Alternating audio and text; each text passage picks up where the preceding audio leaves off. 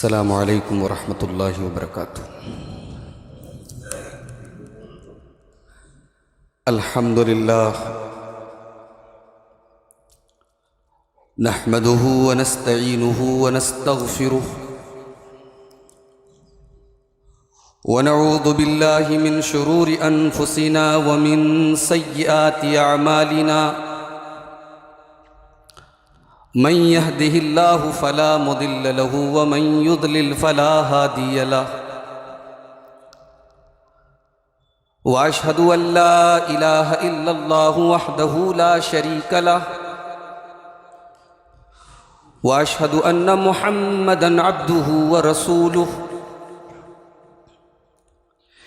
या अय्युहल्लज़ीना आमनुत्तक़ुल्लाहा हक़्क़ तुक़ातिही व ला तमूतुन्न इल्ला व अन्तुम मुस्लिमून।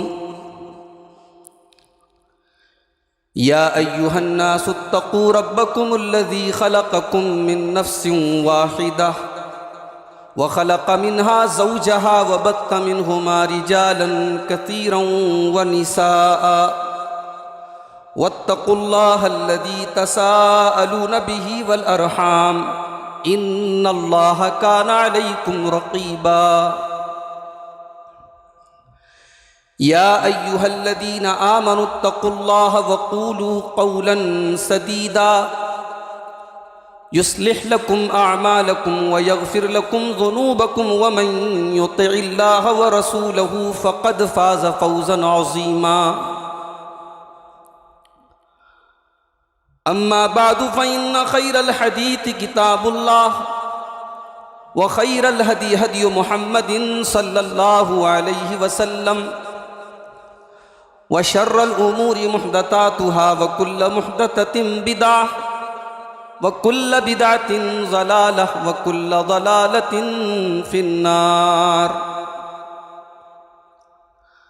अऊज़ु बिल्लाहि मिनश शैतानिर रजीम। बिस्मिल्लाहिर रहमानिर रहीम। इअलमू अन्नमल हयातुद दुनिया लइबुन व लहवुन व ज़ीनतुन व तफ़ाख़ुरुन बैनकुम व तकातुरुन फ़िल अमवालि वल औलाद कमसलि ग़ैथिन अअजबल कुफ़्फ़ार नबातुहु थुम्म यहीजु फ़तराहु मुस्फ़र्रन थुम्म यकूनु हुतामा वफ़िल आखिरति अज़ाबुन शदीदुन व मग़फ़िरतुम मिनल्लाहि व रिज़वान व मल हयातुद दुनिया इल्ला मताउल गुरूर। मोहतरम उलमाए किराम, बुज़ुर्गों और दोस्तों, नौजवान साथियों, पर्दानशीन माँओं और बहनों, प्यारे बच्चों,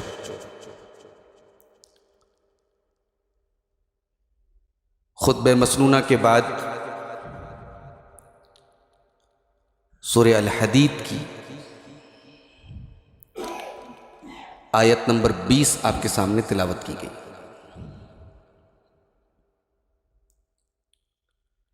इस आयत में अल्लाह ताला ने इंसान की जिंदगी के हर दौर की दिलचस्पी का मरकज बयान किया है।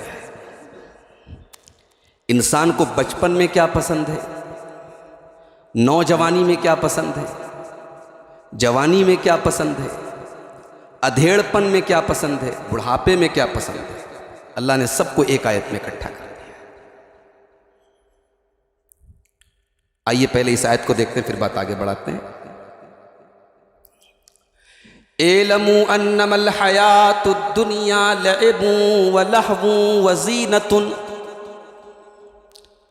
मेरे बंदो, याद रखो, दुनिया की जिंदगी तो खेल है, व लहवुन तमाशा है, व ज़ीनतुन ज़ाहिरी सजावट है, डेकोरेशन है, अट्रैक्शन है। बच्चा पैदा होता है, होश की दुनिया में आते ही बच्चे के लिए हम खिलौना लाते हैं जो उसकी उम्र के एतबार से इंप्रूव होता है। बचपन का पूरा दौर खेल का दौर है। बच्चे को कोई टेंशन नहीं है कमाना कैसे है, घर में खाना कैसे आएगा, बच्चे को क्या टेंशन है। बच्चे को खाना है, खेलना है, सो जाना है। अल्लाह ने कहा दुनिया की जिंदगी खेल है, तुम्हारी जिंदगी का एक वो दौर था, तुम्हारी जिंदगी का एक ही मकसद तक खेलना है। बच्चों को सुबह से लेकर शाम तक अगर कोई काम न दिया जाए, खेल दिया जाए, तो वो खेलते खेलते नहीं थकेंगे। उस वक्त उनकी जिंदगी का टारगेट खेल है। फिर बच्चा थोड़ा बड़ा हुआ, 12 साल का हो गया, 14 साल का हो गया, अब उसकी दिलचस्पियां थोड़ी बदलने लगी। अब खेल से आगे का मरहला आ गया। वलहवुन, अब तमाशा उसको पसंद आने लगा, अब दिल लगी की बातें उसको अच्छी लगने लगी। अब वो खेल से एक स्टेप आगे बढ़ गया।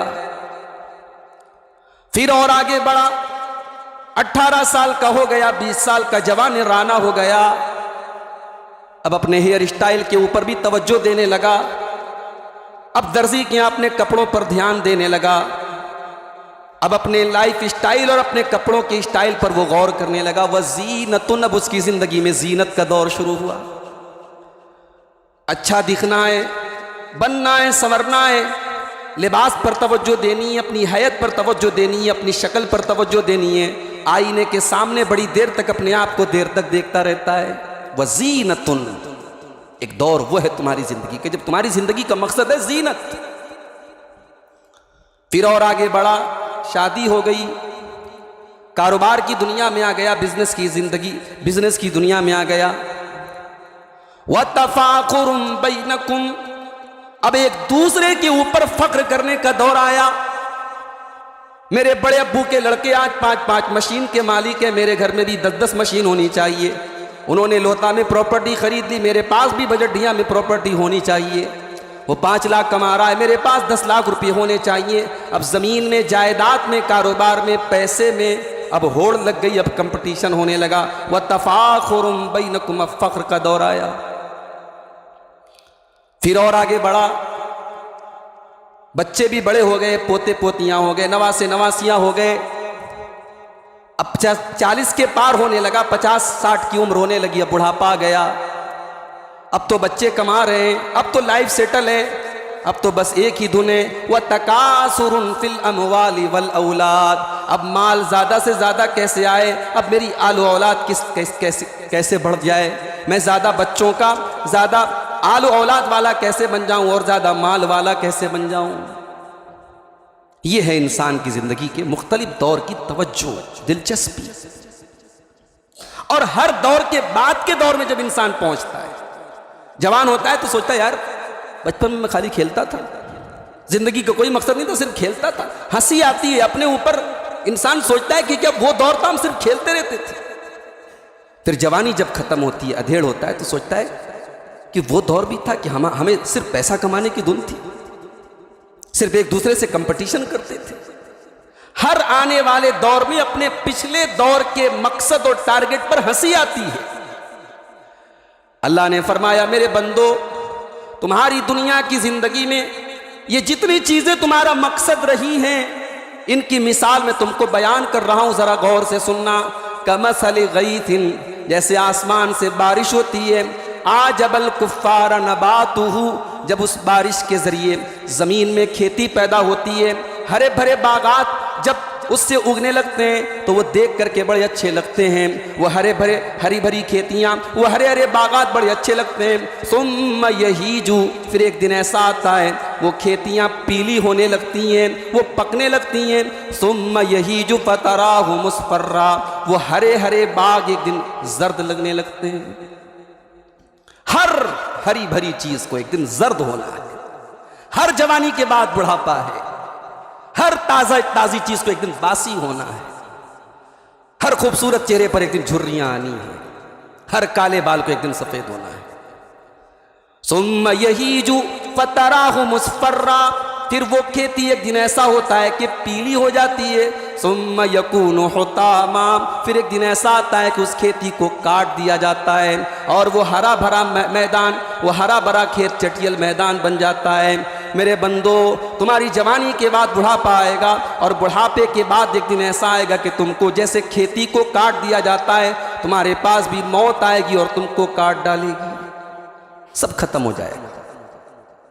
इंसान की प्रॉपर्टी, इंसान का माल, इंसान का नाम सब उसके साथ कब्र में चला जाएगा। जाओ जक्खा के कब्रिस्तान में करोड़पति लोग सोए हुए हैं। कितने कब्रिस्तान में बड़े बड़े अपने दौर के उलमा और मुहद्दिसीन सोए हैं। इल्म के पहाड़ थे, अमल के पहाड़ थे, तकवा के पहाड़ थे। उस कब्रिस्तान में, उस 2 गज जमीन में सब दफन है और अपने अपने अमल के एतबार से अल्लाह को हिसाब दे रहे हैं। अल्लाह ने कहा एक दिन तुम्हें उस खेती की तरह कट के जाना है। अब अल्लाह ने दुनिया की जिंदगी की ये मिसाल देने के बाद अब जो अगला मरहला है, अगला स्टेप है आखिरत का, अल्लाह ने कहा आखिरत में से 2 ऑप्शन होंगे। वफिल आखिरति अज़ाबुन शदीदुन व मग़फ़िरतुम मिनल्लाहि व रिज़वान। मेरे बंदो, दुनिया में तुमने जिस चीज़ को भी अपना मकसद बना के रखा है, लेकिन याद रखो आखिरत में सिर्फ 2 चॉइस तुम्हारे पास होगी। या तो अल्लाह का दर्दनाक अजाब होगा या अल्लाह की मग़फ़िरत और जन्नत तुमको मिलेगी। अब तुम ये तय कर लो, तुम्हें अजाब में गिरफ्तार होना है, तुम्हें जहन्नम में जाना है, या अल्लाह की मग़फ़िरत का हकदार बन करके तुमको जन्नत में जाना है। वमल हयातुद दुनिया इल्ला मताउल गुरूर। और अगर तुमने अपनी ज़िंदगी का मकसद सिर्फ दुनिया को बना के रखा है तो मेरे बंदो कान खोल करके सुन लो, ये दुनिया तो धोखे का सामान है, ये दुनिया तो बेवफा है, इसने आज तक किसी के साथ वफा नहीं की है। दुनिया ने किसी के साथ वफा नहीं की। हर दौलत कमाने वाले को ऐसा लगा कि उसकी दौलत हमेशा उसके साथ उसके काम आएगी। हर बादशाह को ऐसा लगा कि उसकी बादशाहत हमेशा रहेगी। हर ताकत वाले को लगा उसकी ताकत हमेशा रहेगी। मगर अल्लाह का कानून रहा है, कुल्लु मन अलैहा फान। इस दुनिया में सबको फना होना है। ये दुनिया धोखे का सामान है मेरे भाई। हारून रशीद एक बादशाह गुजरा है। उसके दौर में बहुत बड़े मुहद्दिस थे, आलिम थे, अल्लामा इब्ने सम्माक रहमतुल्लाहि अलैह। आलिम भी थे, आबिद भी थे, जाहिद भी थे। उस दौर के उलमा और बादशाह जो होते थे उनके दरमियान अच्छे ताल्लुकात होते थे। बादशाह उलमा से मशवरे लेते थे। इब्ने सम्माक एक दिन हारून रशीद के दरबार में गए तो हारून रशीद ने कहा इज़्नी, मुझे कोई नसीहत कीजिए, कोई काम की बात बताइए। अल्लामा इब्ने सम्माक ने कहा अच्छा ये बताइए, अगर आप किसी सहरा में गए हैं, किसी बयाबान में गए, किसी जंगल में गए हैं और आपके पास खाना पानी सब खत्म हो गया और आप प्यास से तड़प रहे हैं और आपके पास एक घूंट भी पानी नहीं है और इतनी जोर की प्यास आपको लगी है कि पानी नहीं मिलेगा तो आप मर जाएंगे। इतने में एक आदमी आता है और वो कहता है कि मेरे पास एक प्याला पानी है, मगर एक प्याला पानी मैं आपको इस शर्त पर दूंगा कि आप अपनी आधी हुकूमत मुझे दे दें। तो अमीरुल मोमिनीन आप क्या करेंगे? हारून रशीद ने चंद लम्हे गौर किया, फिर कहा कि मैं उसको आधी हुकूमत दे दूंगा। जान का मसला है भाई, जिंदगी का मसला है, मैं आधी हुकूमत दे दूंगा। इब्ने सम्माक ने कहा अच्छा ये बताइए अमीरुल मोमिनीन, पानी आपने पिया, पानी आपके जिस्म में अटक गया, अब आपको पेशाब की हाजत है मगर पेशाब नहीं उतर रहा है, पेशाब नहीं आ रहा है, तड़प रहे हैं आप। अब वही आदमी आता है और कहता है मेरे पास एक तरीका है, एक दवा है, एक नुस्खा है, आपका जो पेशाब रुका हुआ है और आप तकलीफ से बेचैन हैं, तड़प रहे हैं, आपकी जान के लाले पड़े हैं, अगर आप अपनी बाकी आधी हुकूमत मुझे दे दें तो आपका जो पेशाब नहीं निकल पा रहा है वो निकाल दूंगा मैं। तो आप क्या करेंगे बादशाह सलामत, उसको आप आधी हुकूमत दे देंगे? उसने कहा कि हाँ मैं दे दूंगा आधी हुकूमत। तो इब्ने सम्माक ने कहा अमीरुल मोमिनीन ये है आपकी हुकूमत और आपकी ये इतनी लंबी चौड़ी हुकूमत की हकीकत कि इन्हा तुसावी शुरबतन व बौलतन, के पानी के चंद कतरे और पेशाब के चंद कतरों के बराबर आपकी इस हुकूमत की औकात है। मेरे भाइयों, ये दुनिया की जिंदगी, इसकी क्या हकीकत है? जिस दुनिया के पीछे मारे मारे फिरते हैं, इस दुनिया की जिंदगी की क्या औकात है? इसकी हकीकत जानना है तो जाओ कब्रिस्तान में दफन उन लोगों से पूछो जिनको अपनी दौलत पर, अपनी हुकूमत पर, अपनी ताकत पर नाज था। इसीलिए अल्लाह ताला कुरान करीम में बार बार हमें यह सबक सिखाता है कि मेरे बंदो, ये दुनिया तुम्हारी जिंदगी का मकसद नहीं है, ये दुनिया तो मकसद तक पहुंचने का जरिया है। तुम्हें दुनिया में रह करके आखिरत को अपना मकसद बनाना है। अल्लज़ी खलक़ल मौत वल हयात लियब्लुवकुम अय्युकुम अहसनु अमला। कुरान का 29वां पारा उठाओ। अल्लाह ने फरमाया हमने मौत को पैदा किया, हमने जिंदगी को पैदा किया ताकि हम तुम्हें आजमाएं कि तुम में कौन अच्छा अमल करता है, कौन अल्लाह को राजी करने वाला अमल करता है। तुम यहां अमल करोगे वहां तुमको उसका बदला मिलेगा। हजरत अली कहा करते थे कि दुनिया की जिंदगी में अमल है, हिसाब नहीं है, और आखिरत में हिसाब होगा, अमल नहीं होगा। यहां आप अमल कर सकते, वहां अमल नहीं कर सकते। मरने के बाद आप अमल नहीं कर सकते। यहां नमाज पढ़ सकते हैं, वहां नमाज पढ़ने के लिए आप चाहेंगे नहीं पढ़ पाएंगे। मौत के बाद इंसान सोचेगा कि यार मैंने सारी जिंदगी नमाज नहीं पढ़ा, अब अल्लाह ताला 1 साल की नहीं 1 महीने की जिंदगी दे दे तो इतनी नमाजें पढ़ दूं को अल्लाह को राजी कर दूं। लेकिन मरने के बाद आपको 1 मिनट नहीं मिलने वाला है। हत्ता इज़ा जा अहदहुमुल मौत क़ाल रब्बिरजिऊन। मौत जब आती है इंसान ये कहता है कि ऐ मेरे परवरदिगार मुझे तू दुनिया में दोबारा लौटा दे। लअल्ली आमलु सालिहन फीमा तरक्तु। ऐ अल्लाह मैं वादा करता हूँ मैं दुनिया में लौट करके ऐसा अमल करूँगा जिससे तू राजी हो जाए। मैंने एक अमल करूँगा, मैं अमल सालिह करूँगा। अल्लाह फरमाता है कल्ला इन्नहा कलिमतुन हुवा क़ाइलुहा व मिन वराइहिम बरज़खुन इला यौमि युबअसून। मरने के बाद तुझे दुनिया में वापस नहीं जाना है। तो मेरे भाइयों, दुनिया में हमें कैसे रहना है, इस्लाम की यह तालीम भी नहीं है कि आप दुनिया छोड़। अभी आपने शेख जफर नुमान से तकरीर सुनी बीवी के हुकूक है इस्लाम में। इस्लाम की तालीम नहीं है कि आप बाल बच्चों को छोड़ के चले जाएं, जंगलों में चले जाएं, कुटिया बना ले, अल्लाह की इबादत करें। ये इस्लाम की तालीम नहीं है। इस्लाम तो कहता है कि बीवी का हक भी अदा करना है, बच्चे की परवरिश भी करनी है, हलाल रोजी भी कमाना है, और अल्लाह का भी हक अदा करना है। वब्तगि फीमा आताकल्लाहु दारल आखिरा। तुम्हें इस दुनिया की जिंदगी के जरिए आखिरत की तैयारी करना है। वला तंसा नसीबक मिनद दुनिया। दुनिया में जो तुम्हारा हिस्सा है उसको भूलना नहीं है, जो दुनिया में तुम्हारी जिम्मेदारियां उसको भूलना नहीं है। लेकिन दुनिया को अपना टारगेट नहीं बनाना है, दुनिया को मकसद नहीं बनाना है। दुनिया में कैसे रहना है? अब्दुल्लाह इब्न उमर रज़ी अल्लाह तआला अन्हु का कंधा पकड़ के अल्लाह के नबी ने कहा था कुन फिद दुनिया कअन्नका गरीब। अय अब्दुल्ला तुम दुनिया में ऐसे जिंदगी गुजारो जैसे परदेसी जिंदगी गुजारता है। परदेसी परदेश में जब रहता है तो किसी से दुश्मनी नहीं रखता। परदेश में कोई किसी से दुश्मनी नहीं रखता, किसी से हसद नहीं करता। सोचता यार यहाँ मेरा वतन थोड़ी है, यहाँ दुश्मनी लेके क्या करूंगा मैं। परदेश में तो आदमी दिन गिनता है, परदेश में आदमी दिन गिनता है, उसे अपने वतन की याद सताती है। बहुत सारे लोग सऊदी अरब में काम करते, दुबई में काम करते, यहां तो हमें लगता है कि साहब बड़े वारे न्यारे हैं। जाके देखो वो कैसे रहते हैं भाई। यहां तो वो 50-60 हज़ार रुपया यहां के हिसाब से तनख्वाह पा रहे हैं, लेकिन वहां उनके क्वार्टर कैसे हैं, वो कैसे खा रहे हैं, कैसे। कभी वहां के वर्कर्स की लाइफ स्टाइल आपके जाके देखो, आपकी आंखों से आंसू आ जाएंगे।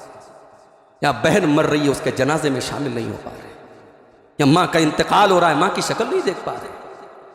यहां बच्चे पैदा हुए, बच्चे का अकीका हो रहा है, बाप सऊदी अरब में है, दुबई में है। परदेसी की तरह अल्लाह के नबी फरमाते कुन फिद दुनिया कअन्नका गरीब।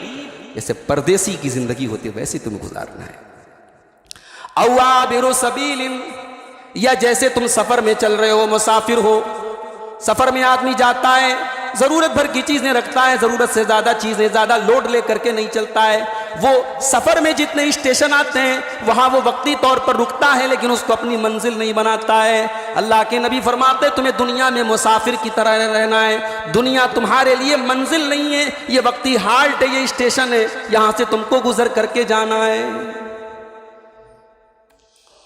और जब दुनिया में मुसाफिर की तरह रहना है तो कुरान करीम के दूसरे पारे की उस आयत को याद कीजिए जो हज के ताल्लुक से नाजिल हुई थी। यमन के लोग जब हज करने जाते थे तो साथ में कुछ लेके नहीं जाते थे, न खाना लेके जाते थे, न पानी लेके जाते थे।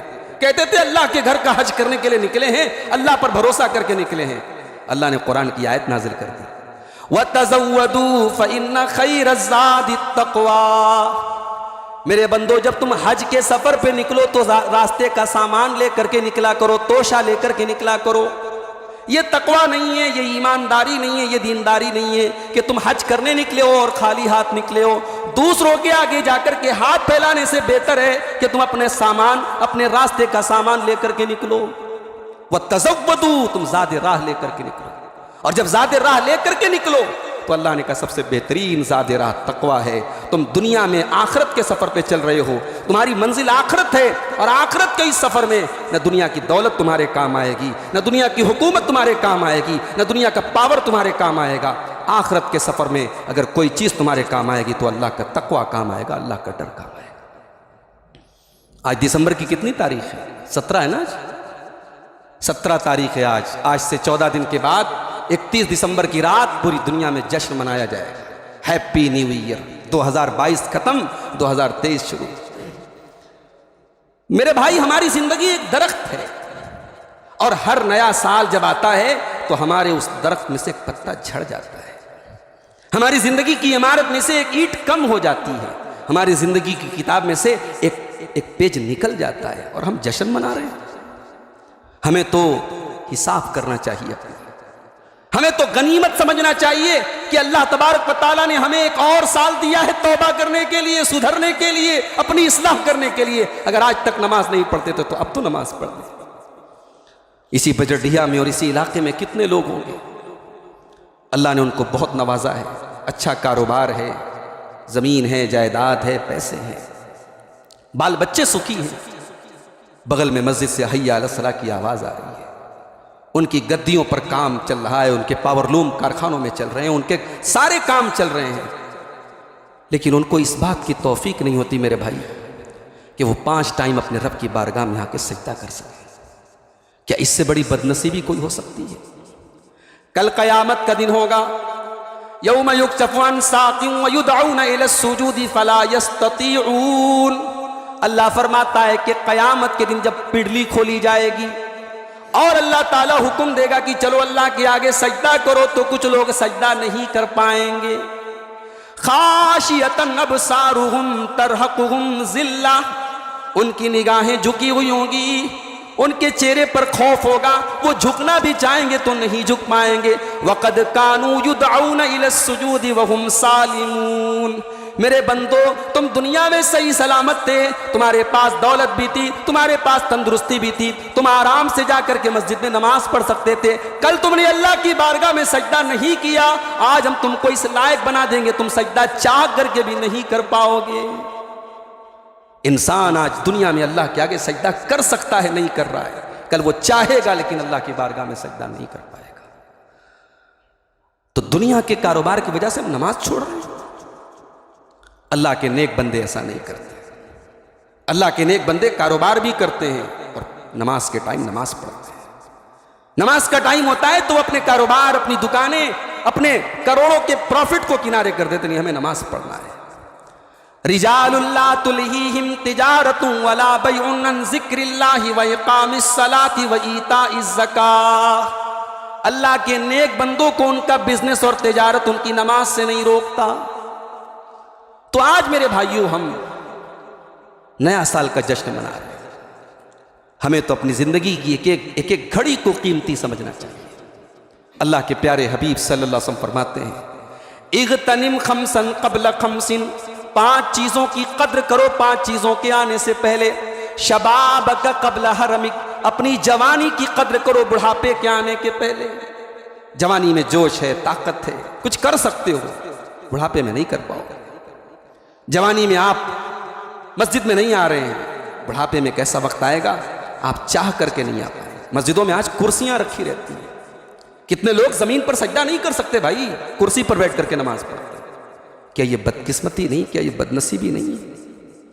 अगर आज आप तंदुरुस्त हैं, जवान हैं, अपनी इस जवानी में अपने माथे को सजदे से आबाद करो।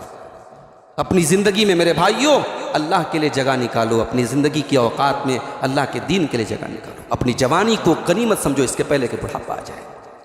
वसिहतक क़ब्ल सक़मिक, अपनी तंदुरुस्ती की कद्र करो अपनी बीमारी के आने के पहले। व गिना का कब्ल फ़क्रिक, अपनी दौलत की कद्र करो अपने गरीब होने के पहले। व फराग का कब्ल शुगलिक, अपने टाइम की कद्र करो अपने बिजी होने के पहले। व हयात का कब्ल मौतिक, अपनी जिंदगी की कद्र करो अपनी मौत के आने के पहले। इस दुनिया में अल्लाह ने हमें एक मकसद के लिए पैदा किया है, हम बेकार नहीं पैदा हुए। अल्लाह ने हमें बेमकसद नहीं पैदा किया है। अगर हम ये समझते हैं बस यहाँ खाना है, कमाना है, एंजॉय करना है, फिर मर जाना है, नहीं, ये हमारी गलत फहमी है। अफहसिबतुम अन्नमा खलकनाकुम अबतन व अन्नकुम इलैना ला तुरजऊन। मेरे बंदो, क्या तुमने ये समझ रखा है कि तुम्हें यूं ही छोड़ दिया जाएगा, ना तुम्हारा हिसाब व किताब लिया जाएगा, ना तुम्हारी नेकियों का बदला दिया जाएगा, ना तुम्हारे गुनाहों की सजा दी जाएगी? ऐसा नहीं है मेरे बंदो। अयहसबुल इंसानु अन युत्रका सुदा अलम यकुन नुतफतम मिन मनिय्यिन युमना।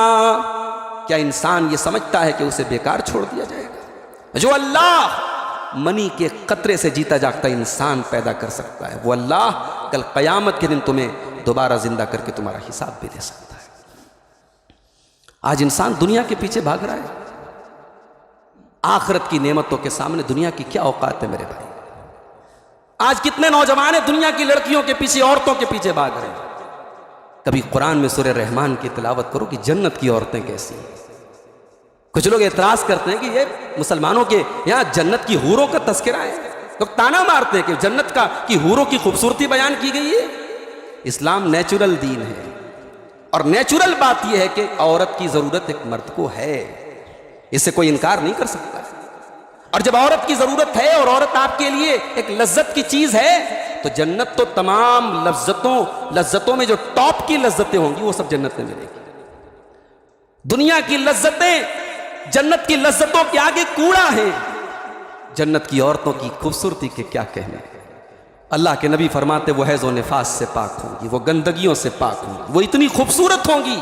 लौ अन्ना इम्राअतम मिन अहलिल जन्नती इत्तलअत इला अहलिद दुनिया, अगर जन्नत की कोई औरत दुनिया की तरफ झांक ले, लअज़ाअत मा बैनहुमा, तो जमीन व आसमान के अंधेरे खत्म हो जाए, जमीन व आसमान जगमगा उठे।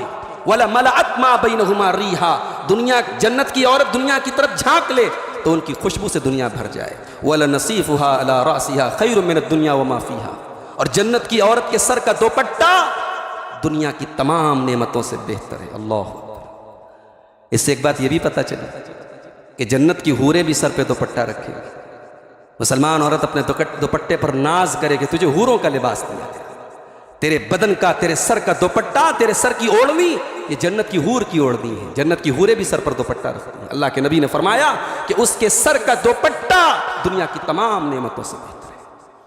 उस जन्नत को छोड़ के तुम दुनिया की औरतों और दुनिया की लड़कियों के पीछे भाग रहे हो, तुम दुनिया की दौलत के पीछे भाग रहे हो। अल्लाह के नबी के पास एक बादशाह ने रेशम का कपड़ा गिफ्ट के तौर पे भेजा। बुखारी की रिवायत, मुस्लिम की रिवायत। वो रेशम का कपड़ा था, मक्के में रेशम का कपड़ा पहना नहीं जाता था। वो रेशम का जब जुब्बा आया तो सहाबा उसके कपड़े को छू करके कहने लगे कितना सॉफ्ट है, कितना मुलायम है, कितना बेहतरीन कपड़ा है।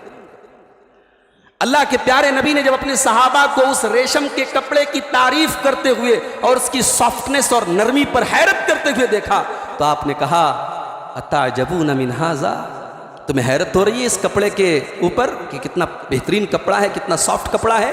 लमनादील साद इब्न मुआज़ अल्यनु मिन हाज़ा, मेरे सहाबी साद इब्न मुआज़ को जो रुमाल दिया जाएगा जन्नत में, उनको जो हैंड करचफ दिया जाएगा, उनको जो दस्ती दी जाएगी, वो दस्ती इस रेशम के कपड़े से बेहतर होगी। अल्लाह अकबर।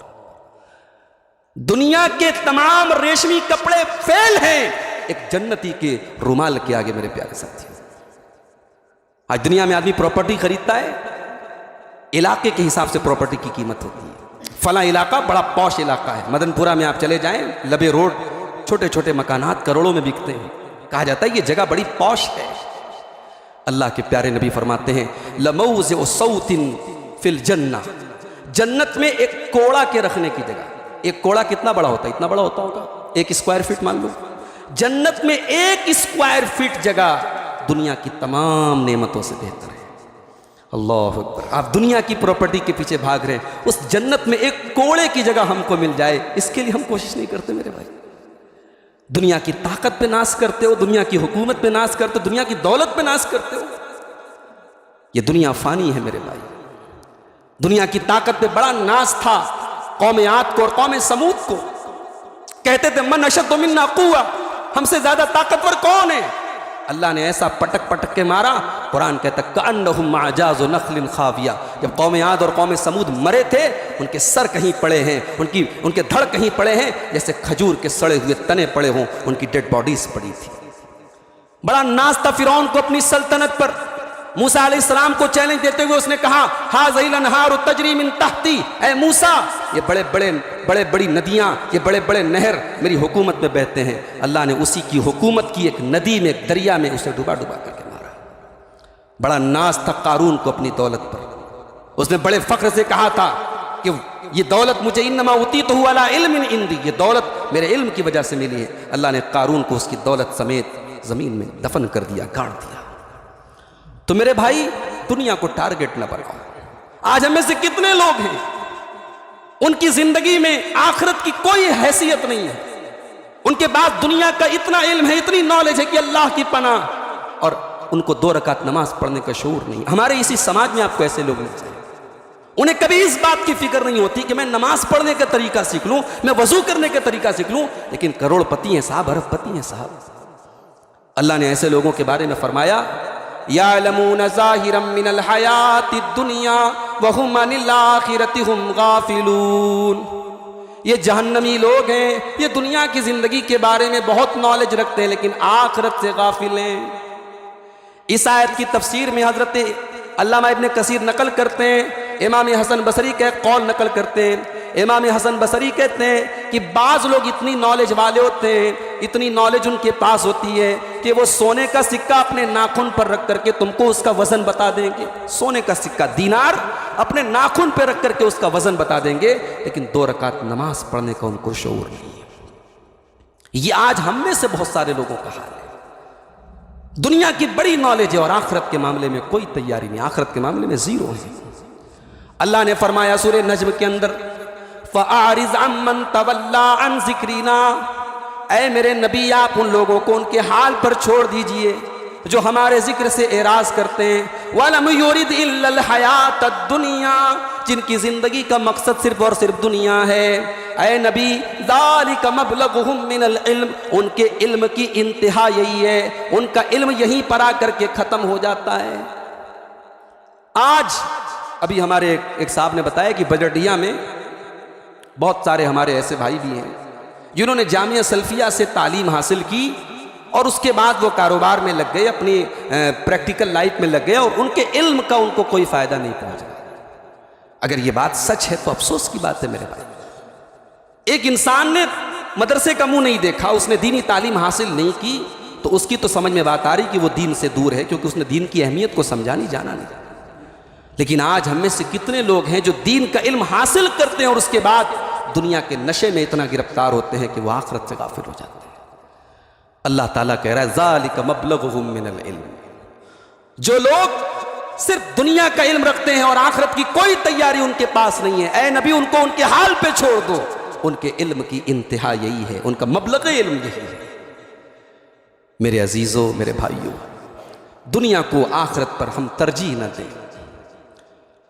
जन्नत की नेमतों के आगे दुनिया की हकीर नेमतों को हम तरजीह न दें। जुमा के दिन आप इमाम साहब से पहली रकात में सूरह आला की तिलावत सुनते हैं। सूरह आला में बार बार ये आयत हमारे कानों से टकराती है, बल तुसिरूनल हयातद दुनिया वल आखिरतु खैरुन व अबका। मेरे बंदो, तुम दुनिया की जिंदगी को तरजीह देते हो, जबकि आखिरत की जिंदगी ज्यादा बेहतर और ज्यादा बाकी रहने वाली। कितना नादान है वो इंसान जो दुनिया की 40 साल की जिंदगी के लिए अपने आप को खपाता है, मरता है, कटता है, और वो जिंदगी जहां हमेशा रहना है उसके लिए कोई मेहनत नहीं करता, उसके लिए कोई उसकी जिंदगी में कोई कोशिश नहीं है, ना माल खर्च करता है, ना एनर्जी खर्च करता है, ना टाइम खर्च करता है। मेरे भाइयों, रात में जाके सोचो अपने बिस्तर पे जाने के टाइम कि हमारी जिंदगी में हम आखिरत के लिए क्या कर रहे हैं। हमारे नबी सल्लल्लाहु अलैहि वसल्लम की जिंदगी को देखिए, सहाबा की जिंदगी को देखिए, उनकी जिंदगियां कुर्बान थी दीन के लिए, उनकी एनर्जियां, उनके वक्त, उनका इल्म सब कुर्बान था अल्लाह के दीन के लिए। आज हम आखिरत के लिए क्या कर रहे हैं मेरे प्यारे भाई? आज दुनिया में जो भी बिगाड़ है, जो भी फसाद है, जो भी खराबी है, क्यों है? क्योंकि आखिरत का डर हमारे दिल में नहीं है, आखिरत की फिक्र हमारे दिल में नहीं है। अल्लाह ने फरमाया वअम्मा मन खाफ मकाम रब्बिही व नहा नफ्सा अनिल हवा फ़इन्नल जन्नत हियल मावा।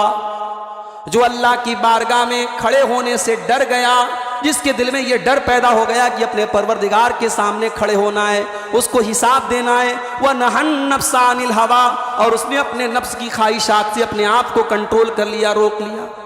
दुनिया में ये सबसे मुश्किल काम है, अपने नफ्स की नाजायज़ ख्वाहिशात को कंट्रोल करना। अभी आपने बीवी के ताल्लुक से तकरीर सुनी। ये निकाह क्या है भाई? ये निकाह वो हलाल लिमिट है जहां अल्लाह ने हमको रोका है।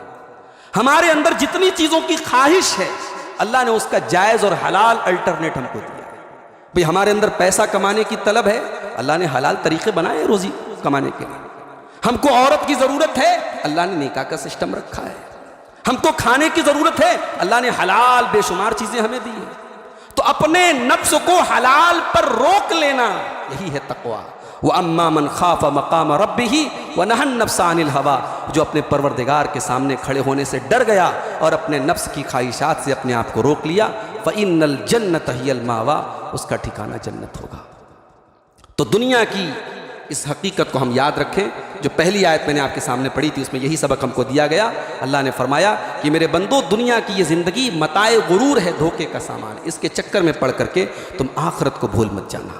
अल्लाह से दुआ है रब्बुल आलमीन हम सबको आखिरत की तैयारी करने की तौफीक अता फरमाए। रब्बुल आलमीन हमें इस दुनिया में रह करके, दुनिया के कारोबार में लग करके, दुनिया की मसरूफियात में लग करके भी हमें आखिरत का जो खौफ है वो हमारे दिलों में अल्लाह बरकरार रखे। जो लोग हमें से नमाज से दूर हैं, अल्लाह उनको नमाजी बना दे। हमारे वो नौजवान जो दीन से दूर हैं, अल्लाह उनको दीन पर चलने वाला बना दे। ये एक सवाल आया है यूट्यूब की एड्स के बारे में कि यूट्यूब की जो एड्स होती हैं, अगर वो फहश ना हो तो उससे पैसा कमाना जायज़ है कि नहीं। कई एड्स ऐसी होती हैं कि जिसमें म्यूज़िक नहीं है, गिटार वगैरह नहीं है, तो क्या उस सूरत में उसकी कमाई जायज़ होगी? देखिए, यूट्यूब की जो कमाई होती है, सब लोग जानते हैं कि वो कमाई असल में होती है उसके एड्स से। और अहले इल्म ये कहते हैं कि एड्स से अगर कमाई हो रही है, तो अगर वो एड्स दुरुस्त हैं तो आपकी कमाई दुरुस्त है। और हिंदुस्तान में आप ये मेयार रख करके यूट्यूब पर एड्स कैसे चलाएंगे कि आपके मेयार के मुताबिक एड्स हैं? एड्स आपके मेयार के मुताबिक नहीं आएंगे। एड्स, एक तो मैंने ये भी सुना है कि आदमी आमतौर से मोबाइल पर जो चीज़ें देखता है उससे रिलेटेड एड्स उसके पास आते हैं। अगर आप अपने मोबाइल पर गलत चीज़ें देखेंगे तो आपको यूट्यूब पर एड्स भी उसी तरीके की रिकमेंड होगी। एक बात तो ये याद रखिए। दूसरी बात ये कि चलो ठीक है, जो लोग यूट्यूब चैनल चलाते हैं उसमें एक लिस्ट आती है, वो ब्लॉक कर देते हैं कि हम जो है गंदी साइटों के ऐड ना आएँ और फला फला म्यूज़िक के ना आएँ।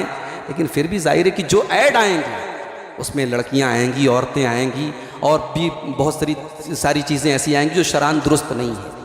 तो इसलिए अहले इल्म का जो फतवा है इस सिलसिले में वो यही है कि जब तक वो एड्स शरई पैमाने पर खरे नहीं उतरते हैं, तब तक मोनेटाइज्ड चैनल चलाना दुरुस्त नहीं है और उनकी इनकम दुरुस्त नहीं है। तो ये जो चैनल्स हैं उनको इस पर जो है गौर करना चाहिए और अपनी इस्लाह करनी चाहिए।